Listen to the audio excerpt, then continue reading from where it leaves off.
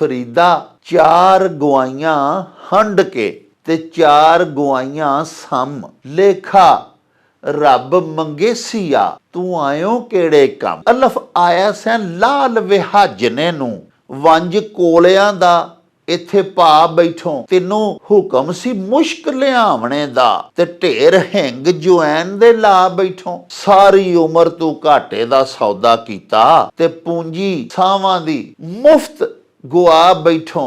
ओ की दसेगा उस बादशाह ताई जिदी रकम उत्ते पानी पा बैठो।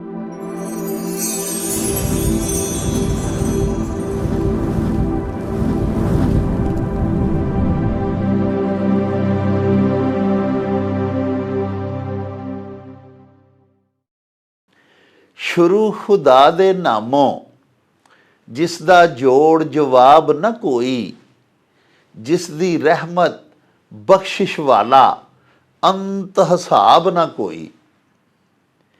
प्यारे वेखण वालिओ, साडे देश पंजाब दे अजीम सूफी शायर हज़रत बाबा जी फरीदुद्दीन मसूद गंजे शकर रहमतुल्लाह ताला अलैह पाक पतन शरीफ वाले अपने एक बड़े ही मत भरे दोड़े दे विच फरमांदे ने भई फरीदा चार गुआइयां हंड के ते चार गुआइयां सम लेखा रब मंगेसिया तू आयो केड़े कम।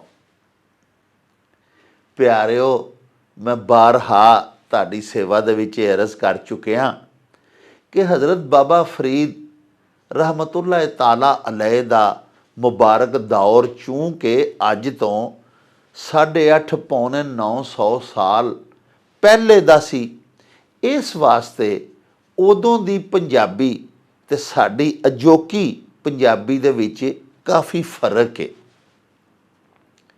हुण इरतकाई मनाजल तय करदियां होयां ते अरबी फारसी ते दीगर जुबानां दे बहुत सारे अल्फाज पंजाबी जुबान दे विच चूँकि शामिल हो चुके ने ते हुण इहदे सौती असरात थोड़े जे होर मुख्तलिफ हो चुके ने उस दौर नालों जिस दौर दे विच हजूर बाबा फरीद गंजे शकर जिंदा सन ते नाले अपना कलाम अल्लाह पाक दे बंदियां दे लई लिखदे हुंदे सन। अल्लाह पाक दे अहकामात दी तबलीग करदे हुंदे हन अपने अशआर राहीं, अपने दोड़ियां राहीं।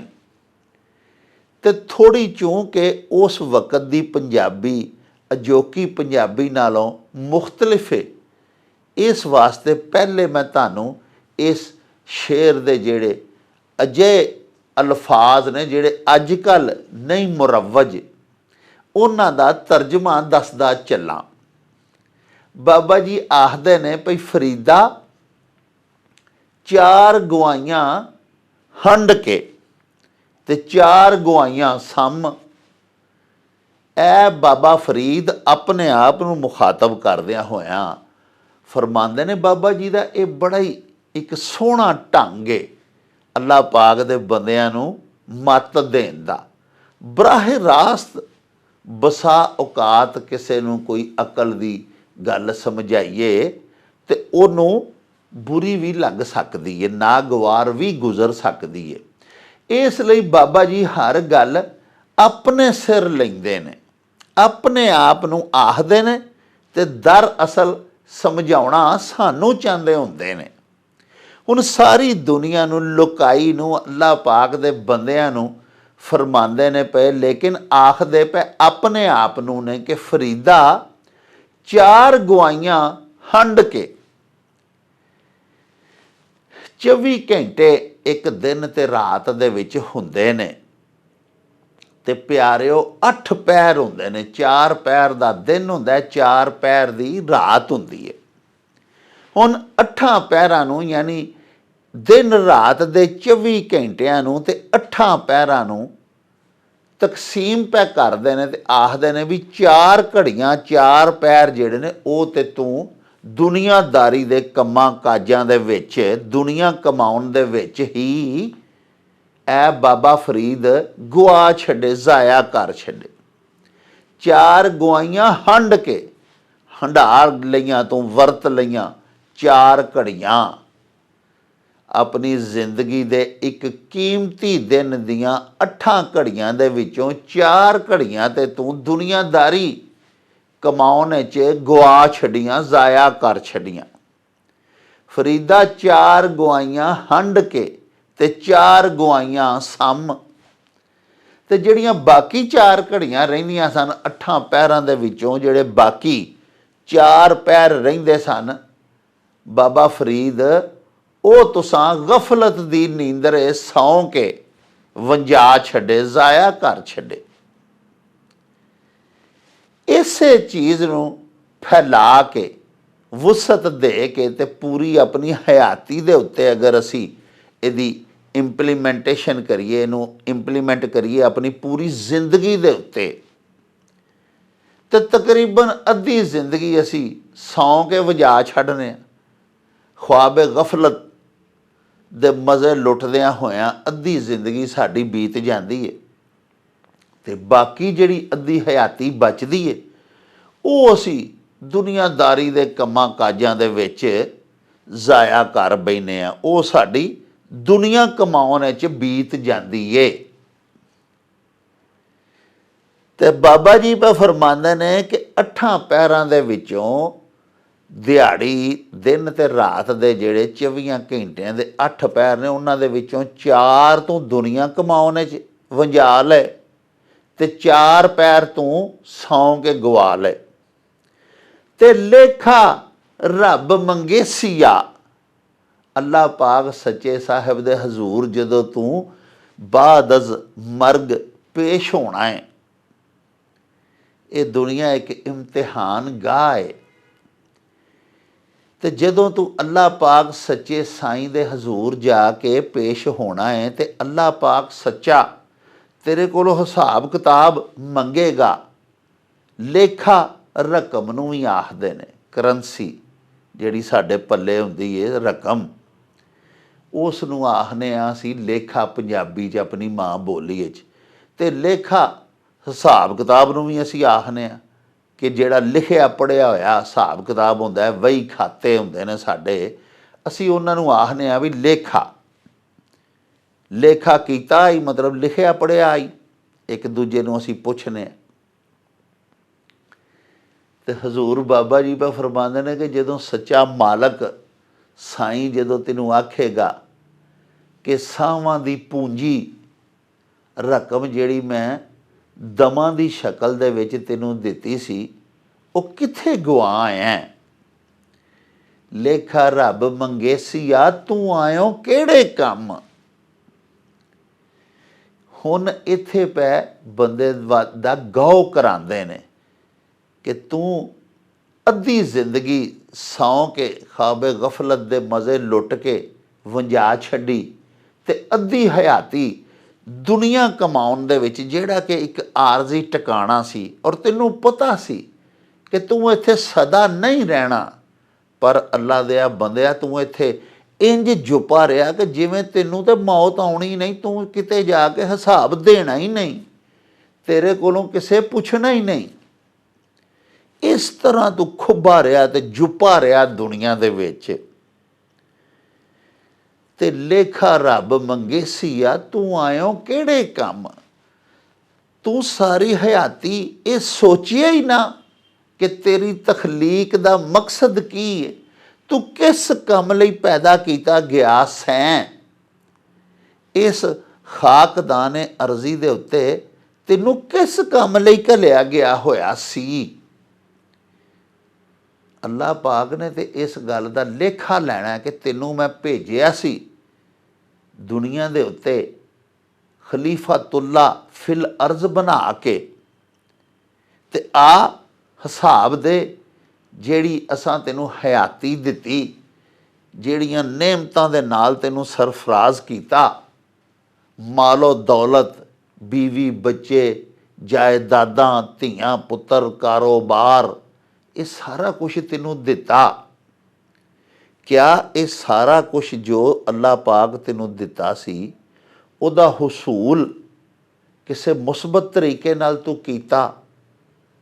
ਆਪਣਾ ਢਿੱਡ ਭਰਨ ਲਈ ਕਿਸੇ ਦੇ ਛਾਬੇ ਦੇ ਵਿੱਚੋਂ ਰੋਟੀ ਤੇ ਨਹੀਂ ਜ਼ਬਰਦਸਤੀ ਚੁੱਕ ਲਈ।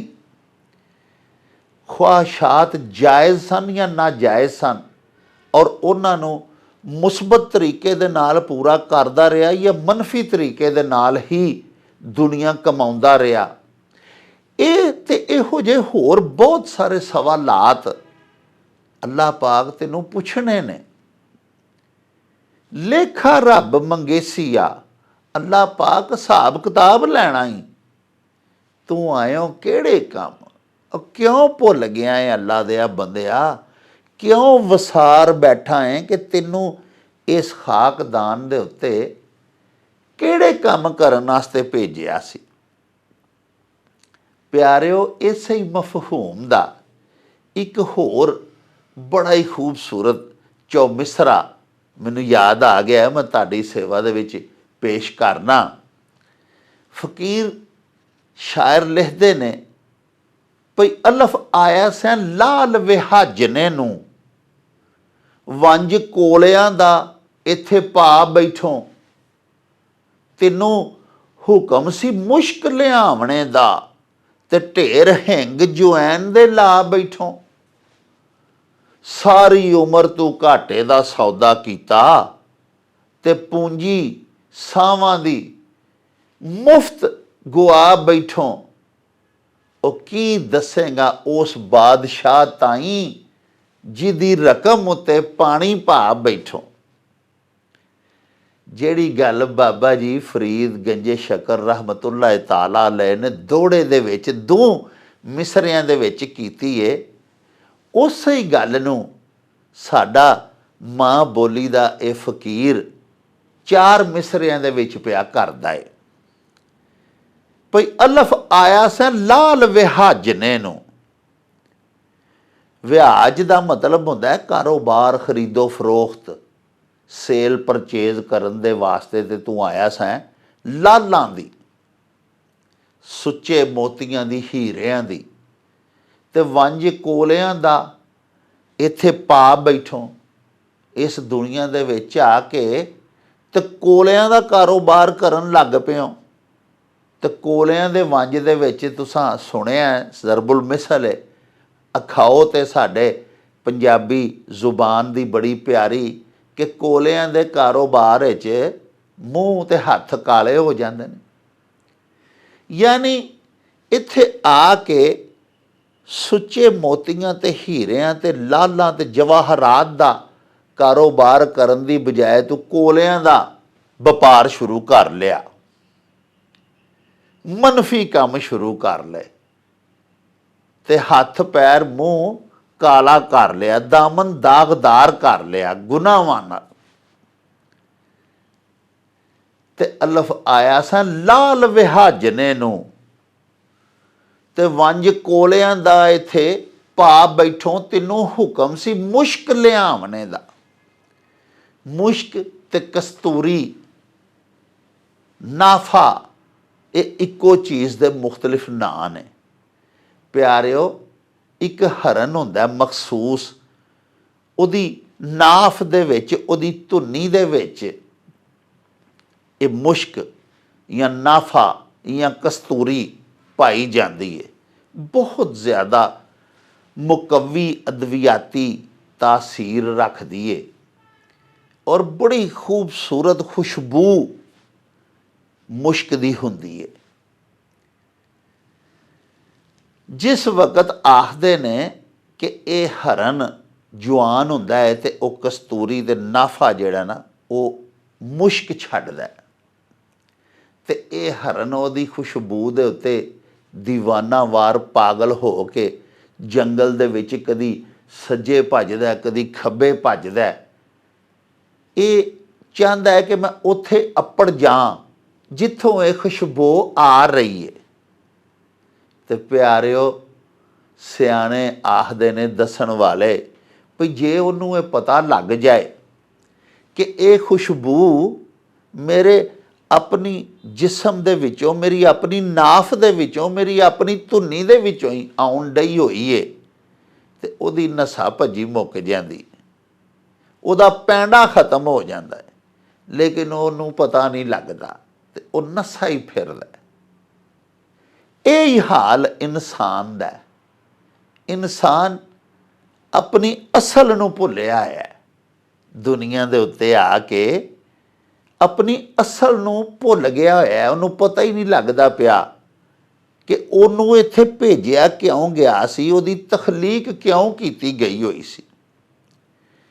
ते शायर पिया लिखदा है कि तैनूं भेजिया सी मुश्क लियावणे नूं, तैनूं हुक्म सी मुश्क लियावणे दा, ते ढेर हिंग जवैन दे ला बैठो। हिंग ते जवैन जायका भी, ते उन्हां दी फ्रैगरेंस भी, उन्हां दी खुशबू भी, समैल भी कीती नहीं जा सकती, नागवार हुंदी है बू उन्हां दी। कित्थे मुश्क ते कित्थे हिंग, सै कोहां दा फर्क है। घल्लिया तैनूं मुश्क लियाउण लई सी, हुक्म तैनूं इह सी भी मुश्क लैके आवणा ही, तू हिंग लैके आ गए।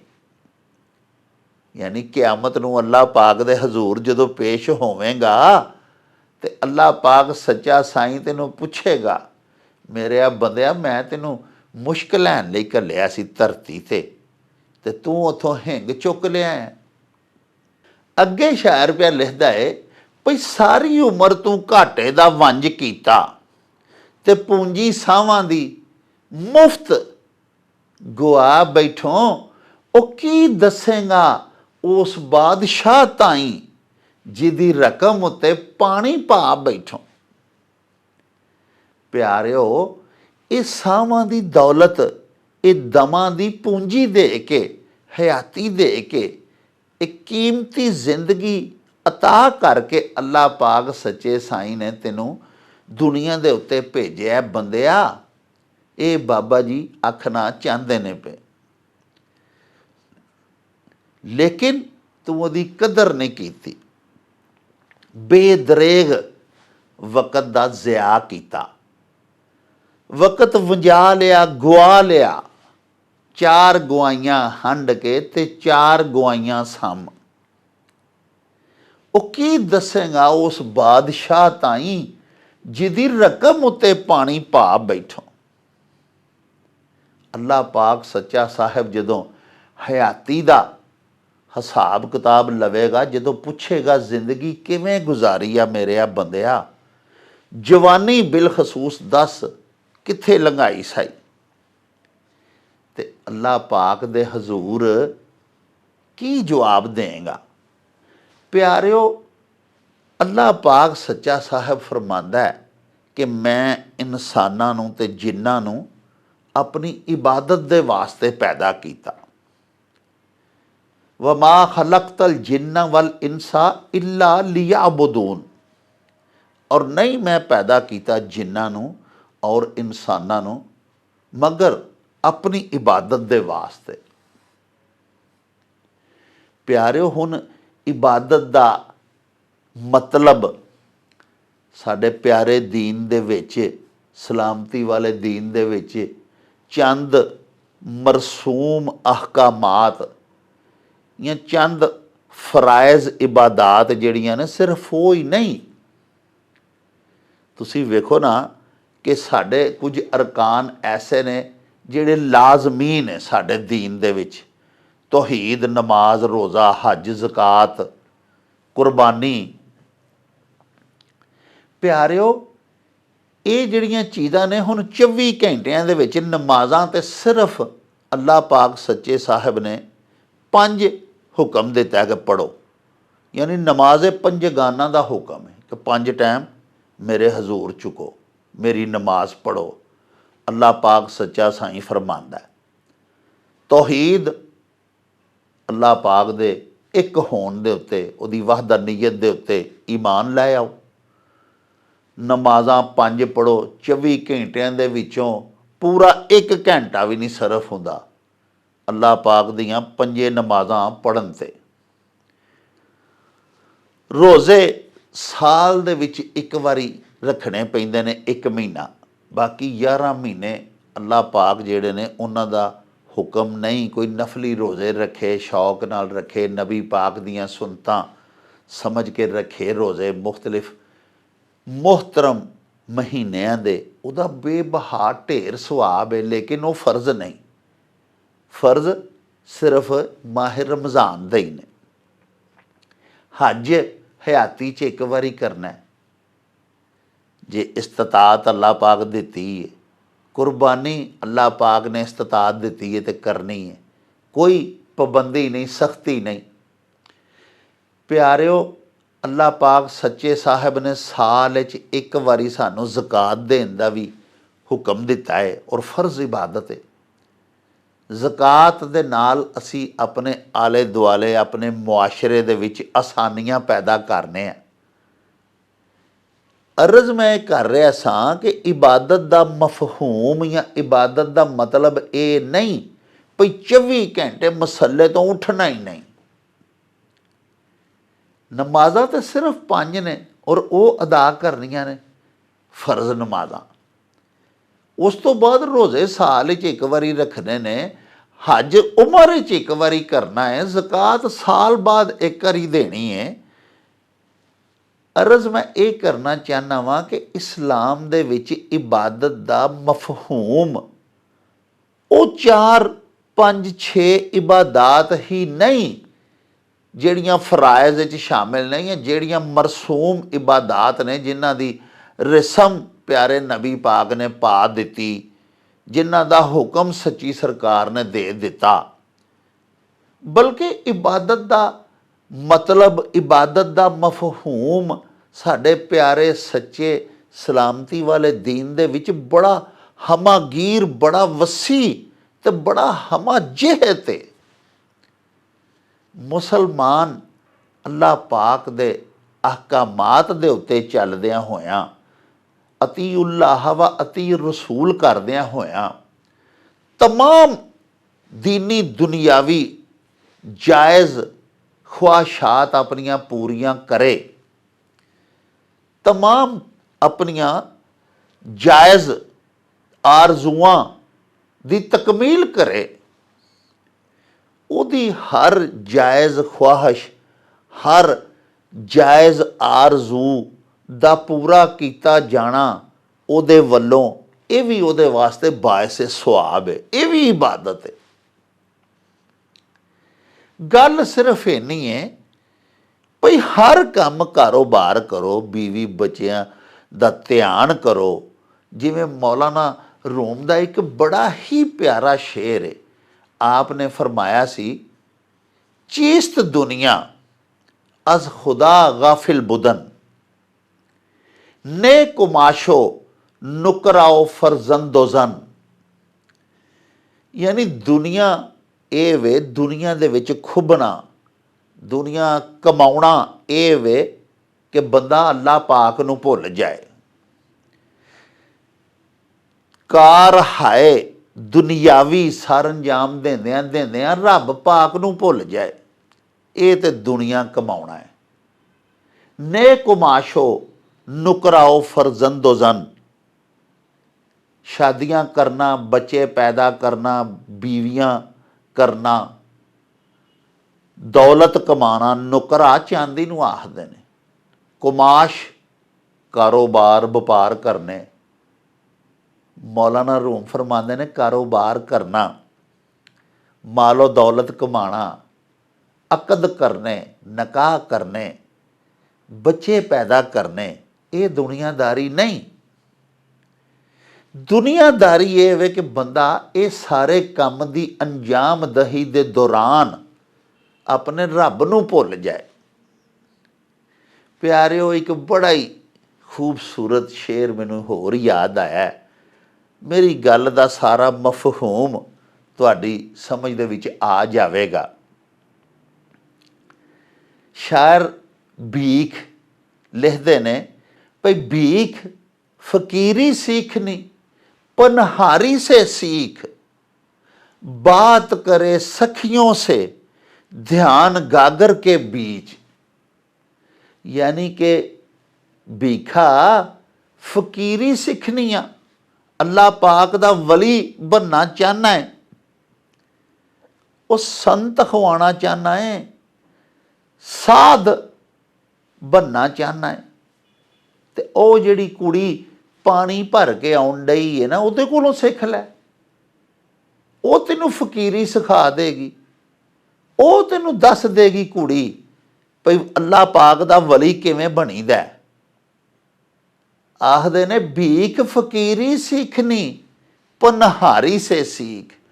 ਪਨਹਾਰੀ ਉਸ ਬੱਚੀ ਨੂੰ ਆਖਦੇ ਨੇ, ਉਸ ਕੁੜੀ ਨੂੰ ਆਖਿਆ ਜਾਂਦਾ ਹੈ, ਉਸ ਔਰਤ ਨੂੰ ਅਸੀਂ ਆਖਦੇ ਹਾਂ ਜਿਹੜੀ ਪਾਣੀ ਖੂਹ ਤੋਂ ਭਰ ਕੇ ਲੈ ਕੇ ਆਉਂਦੀ ਹੈ, ਪਾਣੀ ਲਿਆਉਣ ਵਾਲੀ, ਸਿਰ 'ਤੇ ਗਾਗਰ ਰੱਖ ਕੇ, ਘੜੀ ਜਿਹਨੂੰ ਆਖਦੇ ਹਾਂ ਅਸੀਂ ਪੰਜਾਬੀ 'ਚ, ਘੜੀ ਸਿਰ 'ਤੇ ਪਾਣੀ ਦੀ ਭਰ ਕੇ ਧਰ ਕੇ ਜਿਹੜੀ ਦੂਰੋਂ ਆਉਂਦੀ ਹੁੰਦੀ ਹੈ ਨਾ, ਕੁੜੀ ਆਉਂਦੀ ਦਿਸਦੀ ਹੈ ਸਾਨੂੰ, ਉਸ ਔਰਤ ਨੂੰ ਜਿਹੜੀ ਪਾਣੀ ਭਰ ਕੇ ਲਿਆਉਂਦੀ ਹੁੰਦੀ ਹੈ ਖੂਹ ਤੋਂ ਜਾਂ ਨਹਿਰ ਤੋਂ, ਦੂਰ ਦਰਾਡਿਓਂ, ਉਹਨੂੰ ਅਸੀਂ ਆਖਦੇ ਹਾਂ ਪਾਣੀ ਲਿਆਉਣ ਵਾਲੀ ਕੁੜੀ ਨੂੰ ਪਨਹਾਰੀ।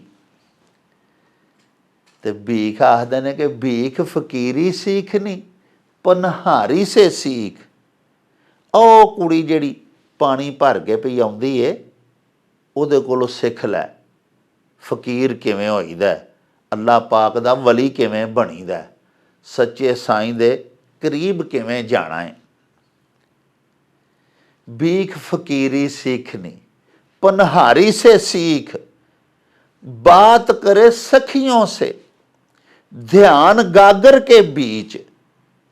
यानी वो पानी भर के 5-7 कुड़ियाँ पईयां आउंदियां ने, ते वो पनहारी कुड़ी जिहड़ी विचकार पई टुरदी है, वो अपनियां नाल दीयां सहेलियां दे नाल गल्लां बातां करदी आ रही है, हर किस्म दीयां गल्लां पई करदी है, लेकिन ਉਹਦਾ ਧਿਆਨ ਆਪਣੀ ਉਸ ਘੜੀ ਦੇ ਵਿੱਚ ਜਿਹੜੀ ਉਹਨੇ ਸਿਰ 'ਤੇ ਰੱਖੀ ਹੈ ਪਾਣੀ ਦੀ ਭਰ ਕੇ, ਉਹਨੇ ਹੱਥ ਛੱਥ ਕੋਈ ਨਹੀਂ ਪਾਇਆ ਆ, ਘੜੀ ਉਹਨੇ ਸਿਰ 'ਤੇ ਜਮਾਈ ਹੈ, ਗਾਗਰ ਪਾਣੀ ਦੀ ਭਰ ਕੇ ਸਿਰ 'ਤੇ ਉਹਨੇ ਧਰੀ ਹੈ, ਟੁਰਦੀ ਆ ਰਹੀ ਹੈ, ਕੁੜੀਆਂ ਦੇ ਨਾਲ ਹਰ ਕਿਸਮ ਦੀਆਂ ਗੱਲਾਂ ਪਈ ਕਰਦੀ ਹੈ, ਨਾਲ ਦੀ ਕੁੜੀ ਨੂੰ ਪਈ ਪੁੱਛਦੀ ਹੈ ਤੂੰ ਆਪਣੇ ਵੀਰ ਦੀ ਕੁੜਮਾਈ ਦੇ ਉੱਤੇ ਕਿਹੜਾ ਸੂਟ ਸਵਾਇਆ, ਉੱਤੇ ਕਿਹੋ ਜਿਹਾ ਕੰਮ ਕਰਾਇਆ ਈ।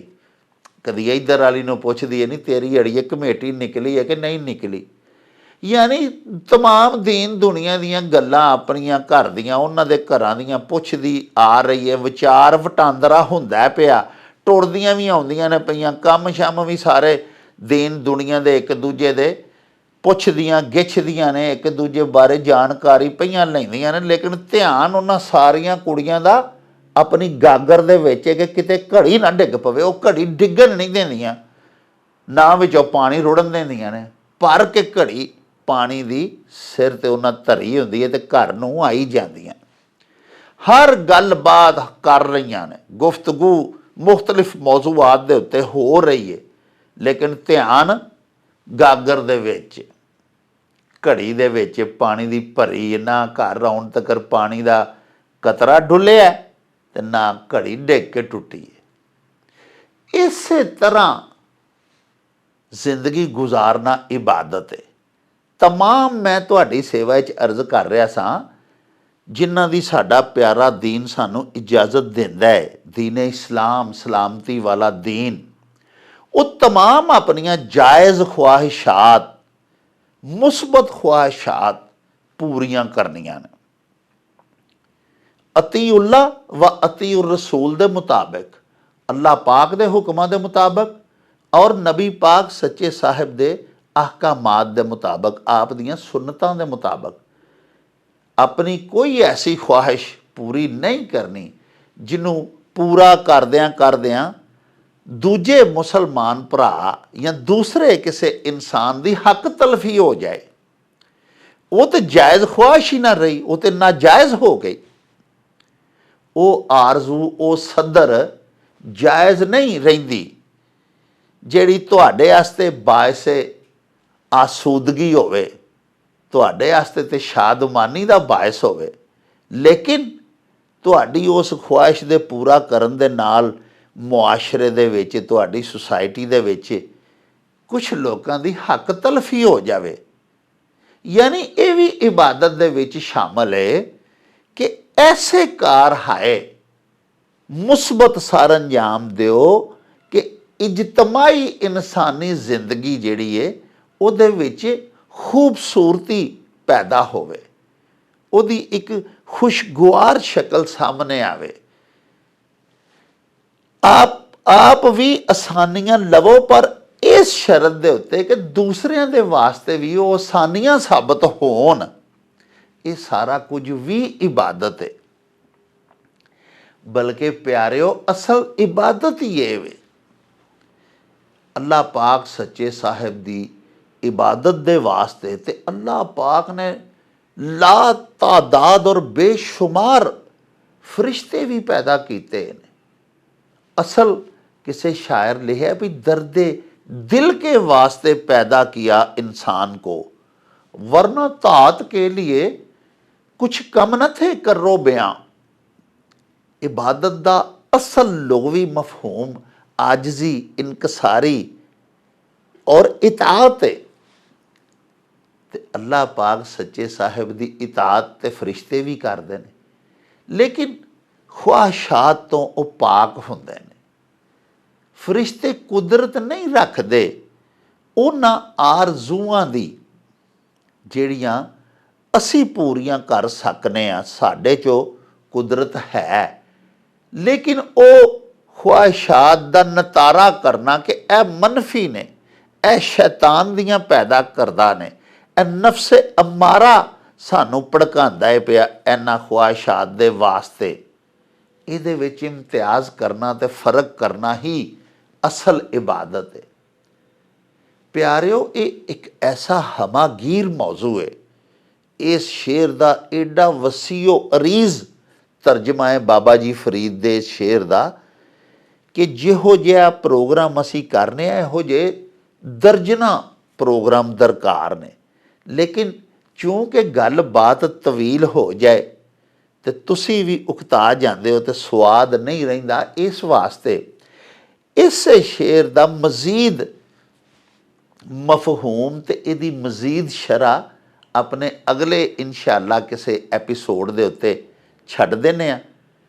हुण चूँकि काफ़ी वक्त असां तुहाडे कोलों ले लिया, हकी गल ते ये ही है भई गल मुक्की ना सजन नाल मेरी ते रब्बा तेरी रात मुक गई। ये प्यारियां अल्लाह पाक सच्चे साहिब दियां गल्लां एडियां मन ठार ने और लुकाई आस्ते अल्लाह पाक दे बंदियां दे वास्ते, इंसानियत दे वास्ते इस कदर फायदेमंदियां ने कि जी ते करदा है कि ये गल्लां कदी भी ना मुकन ते असी अल्लाह पाक दियां ते अल्लाह पाक दे बंदियां दियां गल्लां तुहानूं सुणांदे ही रहिए। पर वक्त दी तंगी किसी वेले साडा लड़ फड़ खलोंदी है तो गलबात जिहड़ी है उन्होंने फिर मुकाउणा पैंदा है। इंशाअल्लाह इस ही मौजू दे उत्ते बाकी गलबात बड़ी जल्दी किसी अगले एपीसोड दे विच तुहाडी सेवा दे विच पेश करांगे। हुण सानू दिओ इजाज़त।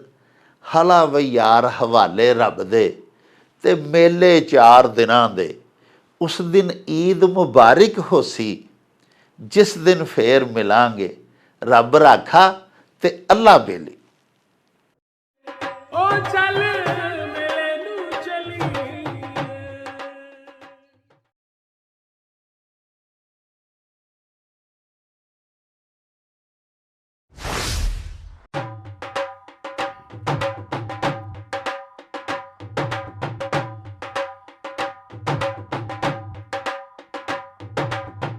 रौनक हो जाऊं चट में, चल मेले नू चलिए। ओ रौनक हो जाऊं चट में, चल मेले नू चलिए। मल्ला कट कुड़दे दे वट में, चल मेले नू चलिए। हाय चल